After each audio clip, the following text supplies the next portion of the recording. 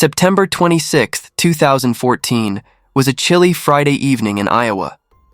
The sky was cloaked in the quiet darkness of night, but for local law enforcement, that night would be anything but peaceful.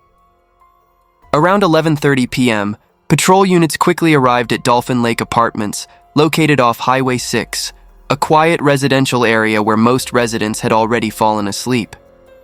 In the parking lot of Building 44, under the dim yellow lights, sat a yellow car.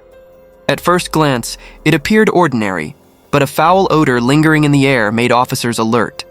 Upon closer inspection, police identified it as a 1997 Toyota Camry, its exterior covered in a thin layer of dust. They shined their flashlights through the windows, attempting to observe the interior, but found no obvious signs of disturbance. However, professional instinct told them they couldn't just walk away. One of the officers decided to open the trunk. When the lid popped open, a black suitcase lay neatly inside, its zipper still intact. The officer carefully pulled the zipper, and immediately, a thick, putrid stench rushed out, forcing everyone to step back. Inside the suitcase was the body of a young woman, no longer showing any signs of life. Her body had begun to decompose, skin discolored, joints twisted as if she had endured excruciating pain before death. Her head was wrapped tightly in a white towel, completely concealing her face. She wore a light-colored top, and beside her was a light blue jacket, folded as if hastily discarded. When officers carefully lifted the jacket, they discovered a 20-pound dumbbell underneath. This chilling detail cast a heavy, eerie atmosphere over that late September night, a haunting discovery that would launch a deeply disturbing case in Iowa. Residents living around Dolphin Lake Apartments told police that the yellow car had been parked there for several weeks. No one had seen anyone approach it, and only recently had it begun emitting a foul odor. Police immediately ordered a forensic examination. The results confirmed that the woman found in the trunk was Shao Tong, who had been missing for over 10 days. The cause of death was determined to be asphyxiation, and the time of death was estimated at over 2 weeks prior. The victim's body showed multiple marks caused by blunt objects, providing sufficient evidence to conclude this was a homicide, not an accident or suicide. According to the investigation records, the 1997 Toyota Camry where the body was discovered was registered to Shao Tong. She was only 19 years old, a student at Iowa State University, living in off-campus housing with several roommates. However, it wasn't at Dolphin Lake, where the car was found. The first clue suggested she had left her familiar residence quite some time before the discovery. A week earlier, Shao Tong's roommates had reported her missing to the police. According to their accounts, the last time they had contact with Shao Tong was on September 8th. At that time, she had texted saying she would take a bus to Minnesota to visit a friend and planned to return to school a week later. Trusting her and finding nothing unusual, no one thought much of it. But a week passed, and Shao Tong still hadn't returned. Her phone was unreachable, and text messages went unanswered. A sense of unease began to spread among her roommates. They tried to find more clues and contacted the friend in Minnesota that Shao Tong had mentioned. But when that person replied that they had never met Shao Tong, everyone realized something very serious had happened. The group immediately reported it to the police. Following the leads they had gathered, police continued their investigation in a new direction. They went to the bus station where Shao Tong said she would catch a bus to Minnesota, but found no records or data showing she had boarded a bus that day. This made her final text message highly suspicious. During the process of reviewing her personal information, police discovered that Shao Tong owned a Toyota Camry registered in her name, and when they checked the GPS system, they quickly pinpointed the vehicle's location, which turned out to be exactly where they found the body in the trunk, as mentioned at the beginning of the case. From that moment, the missing person case was officially upgraded to a homicide investigation. The scene was secured, and the Toyota Camry was meticulously examined in every detail. On the driver's seat, they found a damaged phone. Upon inspection, it was confirmed to be Shao Tong's. In the back seat, investigators found a printed copy of an airline ticket with a passenger name on it. When the phone's data was recovered, police discovered that after the early morning of September 7th, the device had no record of any calls. Combined with statements from her roommates, they determined that September 7th was when Shao Tong went missing. Digging deeper, text messages on the phone revealed that before her disappearance, Shao Tong had been in frequent contact with a man named Li Xiangnan. When comparing the information, police noticed that the name on the airline ticket found in the car was also Xiangnan. This immediately placed this man under suspicion. Xiangnan was identified as Shao Tong's boyfriend, and coincidentally, the apartment complex where the car was found was also where Xiangnan was renting. However, at that time, police couldn't reach him. All of Xiangnan's phone numbers, email addresses, and social media accounts had gone silent. Given the situation, police decided to focus their investigation deeply into the relationship between the two, while also collecting all data on Shao Tong's movements, transactions, and communication history in her final days.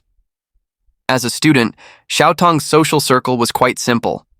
The people she regularly contacted included only her parents in China, a few school friends, and her boyfriend, Jiangnan.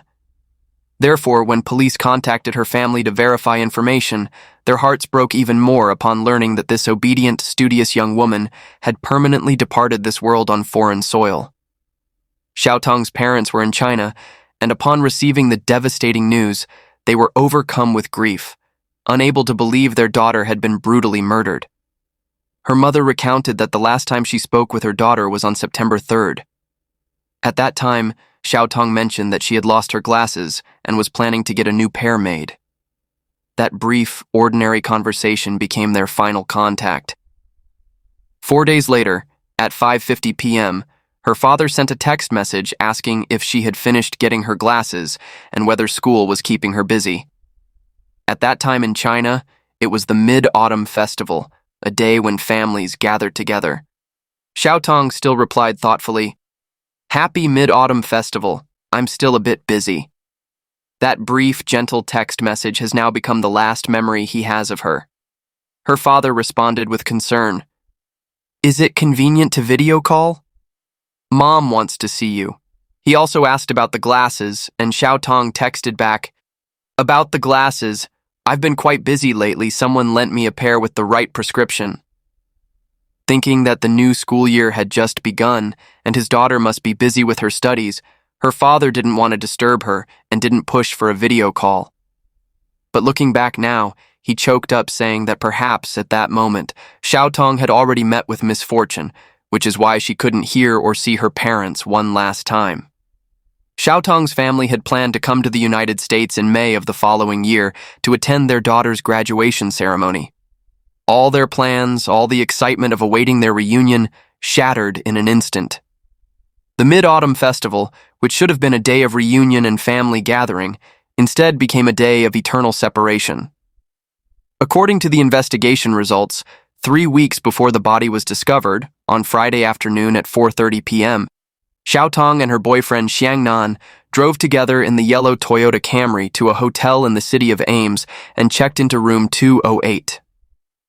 This was also the last trace Shao Tong's roommates knew of her before her death. The hotel owner said he was very familiar with this young couple, as they had stayed there 3 times before. He recounted that at noon the next day, he still saw Shao Tong in the lobby, appearing completely normal.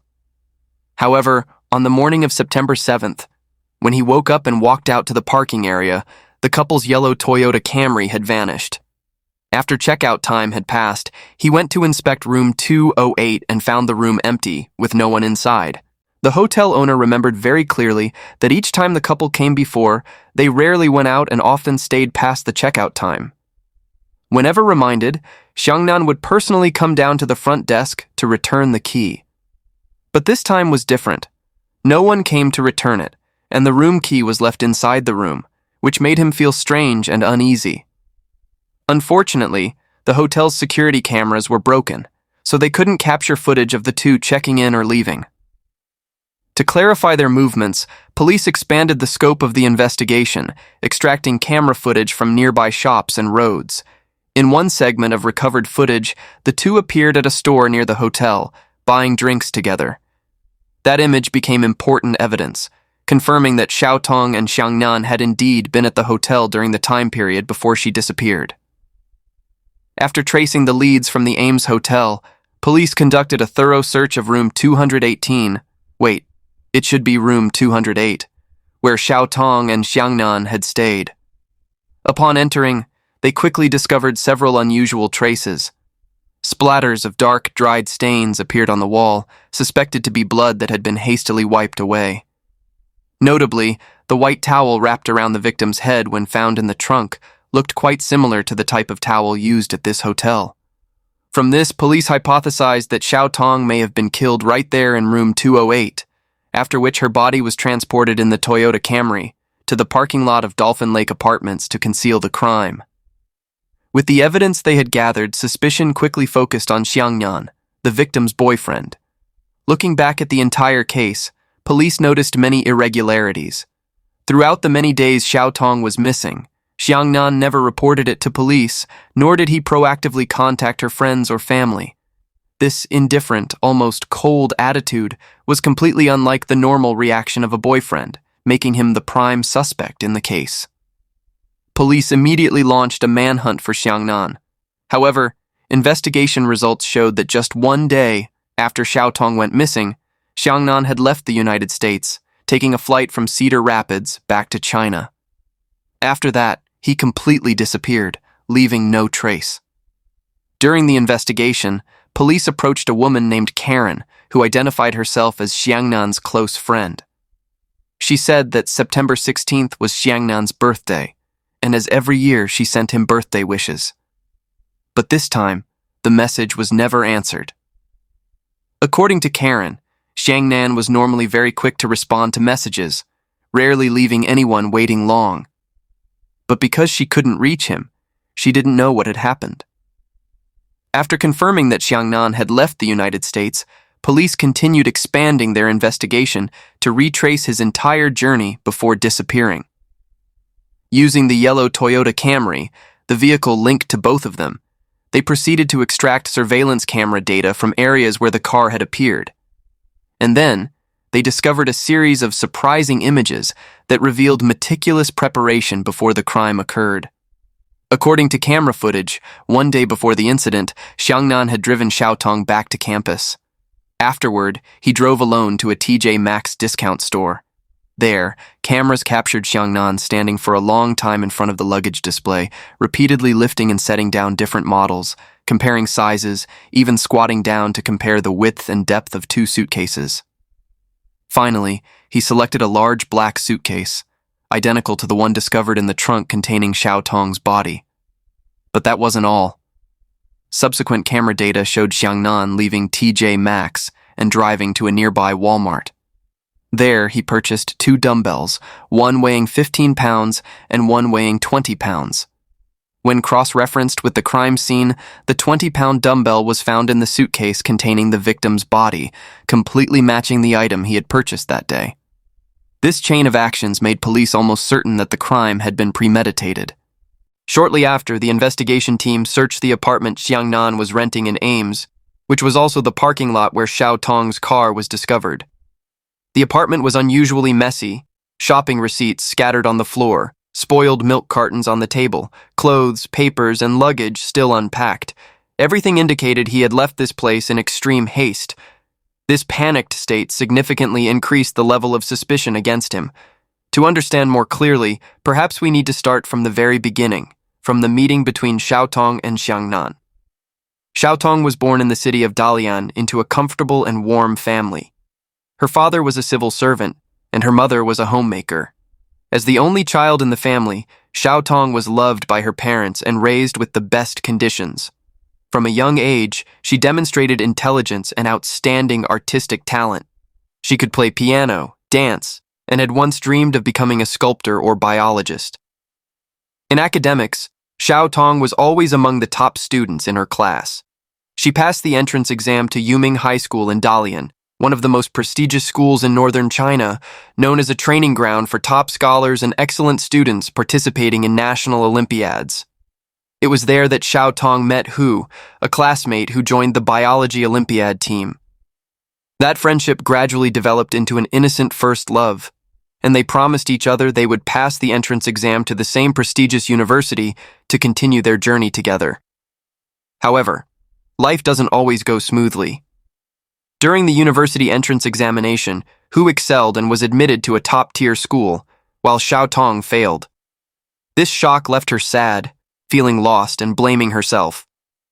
After some time to think, she made a major decision: to study abroad in America. Although worried, her parents fully supported her, willing to withdraw their entire savings of over 700,000 yuan, approximately $100,000, to support their daughter in pursuing her new dream.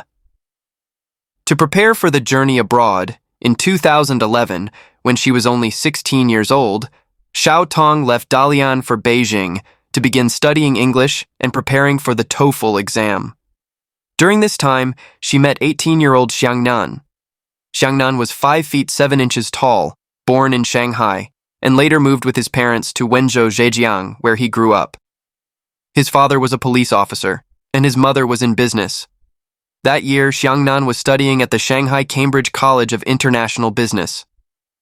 Seeing many classmates around him studying abroad, he felt envious and proposed to his parents that he also wanted to go abroad to broaden his horizons. So he came to Beijing to study English. In the training class, Xiangnan was quickly attracted to the beautiful and intelligent Shao Tong and enthusiastically pursued her. After finishing the training, Xiangnan even traveled to Dalian for tourism, where Shao Tong and her parents hosted him.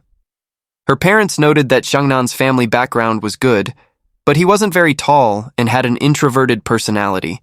Their intuition told them this young man wasn't suitable for their daughter. However, their daughter rarely mentioned him, only saying he was pursuing her, so her parents didn't interfere much. Perhaps understanding that both were planning to study in America, and with Xiangnan's persistent courtship, Shao Tong was somewhat moved. She told him she was still in love with her boyfriend from high school. Xiangnan expressed that he didn't mind. He thought that he and Shao Tong would go abroad together, and with that advantage, over time Shao Tong would surely gradually forget her first love. In the second year after passing the TOEFL exam, Xiangnan successfully entered Rochester Institute of Technology in New York. Shao Tong later enrolled at Iowa State University, majoring in chemical engineering. The two began dating. Her father was very happy that Shao Tong chose this major, and Iowa was a state with fairly good security in America. He felt his daughter would be safer studying there.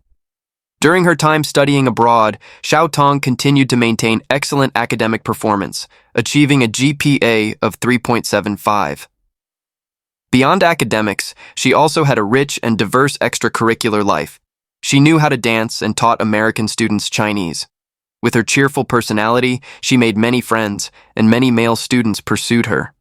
In comparison, Xiangnan's introverted personality made him appear very isolated. Classmates all commented that he was like a mysterious figure in the Chinese community. He lived alone off campus with very few friends. Shao Tong seemed to have become his only emotional support abroad. The two schools were 930 miles apart, requiring more than 14 hours of driving to reach. Despite this, Xiangnan was still willing to cross such a distance to see her. When they weren't together, Xiangnan constantly sent text messages, always wanting to know who Shao Tong was with and what she was doing. After 1 year in America, to be closer to Shao Tong, Xiangnan transferred from Rochester Institute of Technology to the University of Iowa Business School. This way, the distance between the two schools was reduced to 125 miles, just a 2-hour drive.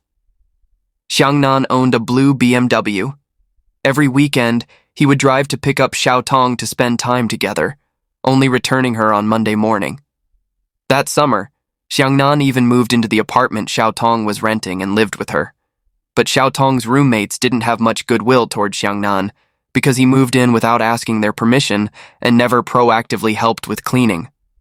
He even twice listed their apartment address on traffic tickets.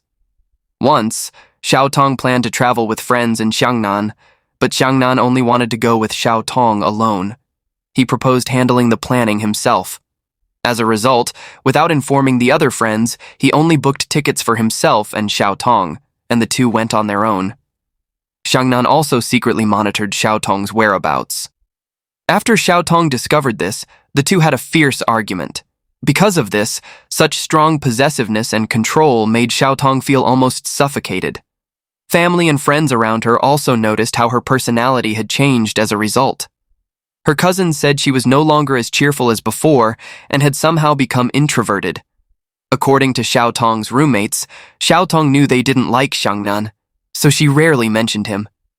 Even when she did mention him, she didn't call him her boyfriend. The roommates always thought Shao Tong's real boyfriend was in China, whom she had loved since high school. On the social network, Renren, whose latest status called Shao Tong his lover, indicating they had been together for nearly 4 years. Relatively speaking, Xiangnan probably felt he wasn't very welcome. They usually went to hotels outside on weekends. 1 month before the crime, he moved out of Shao Tong's apartment and moved to Dolphin Lake Apartments. Shao Tong even paid part of his moving costs. A few days later, Shao Tong updated her photo on Facebook. This was also the last time she updated. Xiangnan liked and commented, "Beautiful Tong Tong." However, at this point, whatever Xiangnan did seemed futile.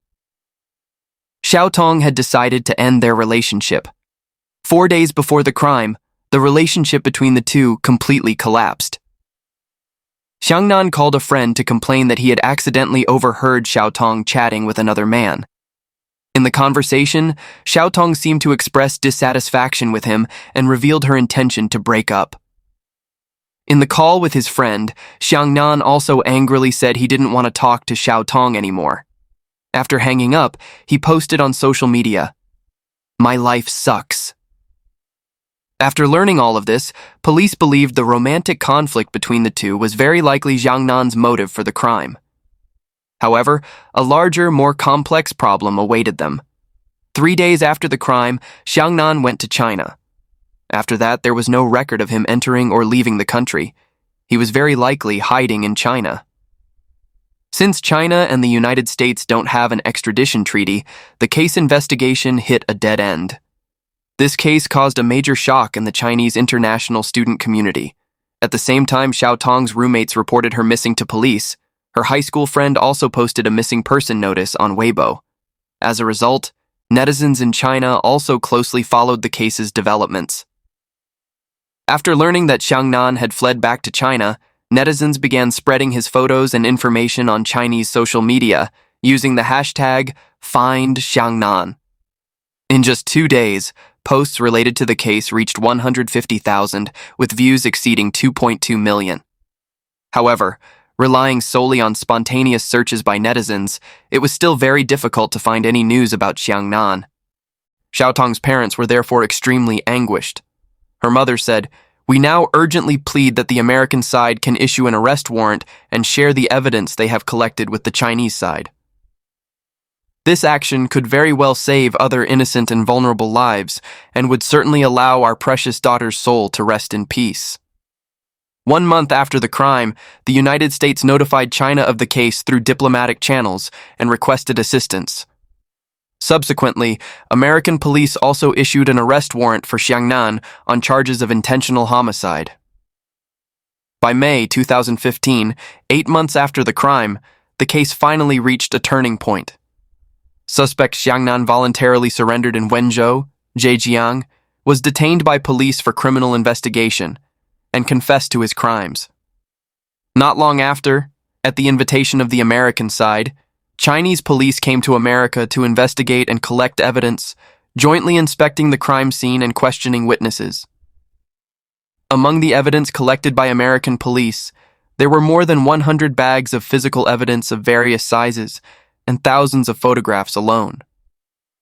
Chinese police brought back the key evidence, video materials, and other proof. After obtaining this crucial evidence, Xiangnan was formally arrested and prosecuted at the Wenzhou City Intermediate People's Court. He would receive his verdict in China.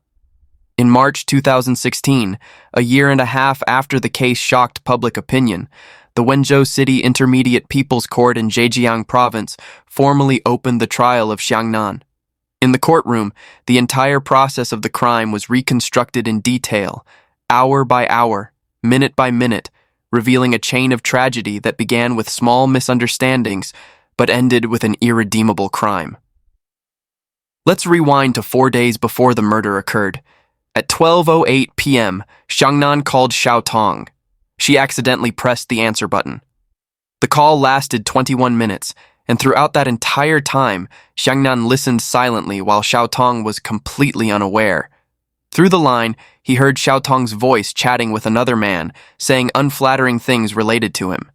According to the recording presented in court, Shao Tong said that Xiangnan was very stingy, not gentlemanly as she had thought, and that the relationship between them had never actually been clear. They had never really been a real couple. This made Xiangnan very upset. 2 days later, the two arranged to meet at the hotel.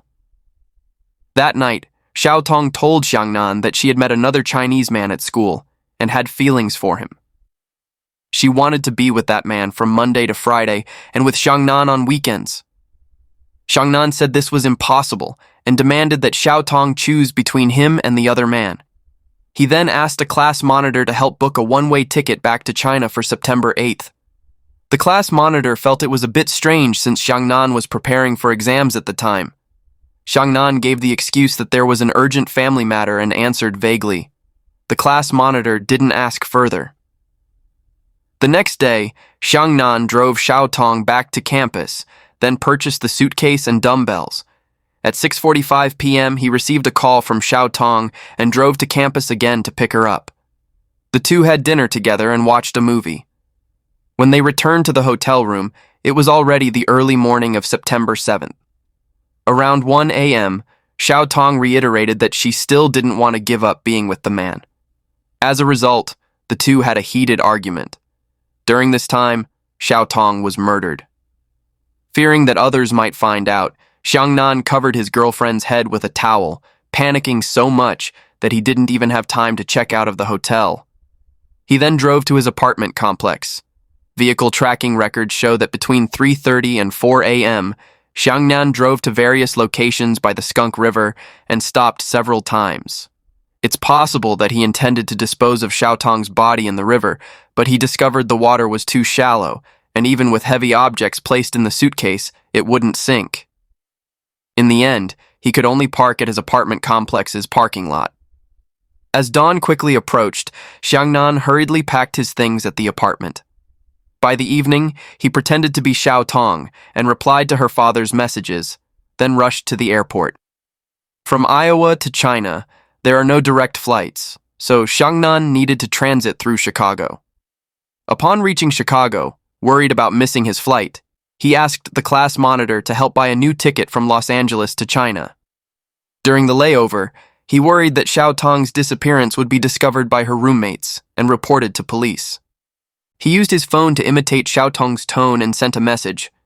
"I'm still in Iowa, but I lost my phone. Can only use Xiangnan's phone. His family has an urgent matter. He has to fly back today.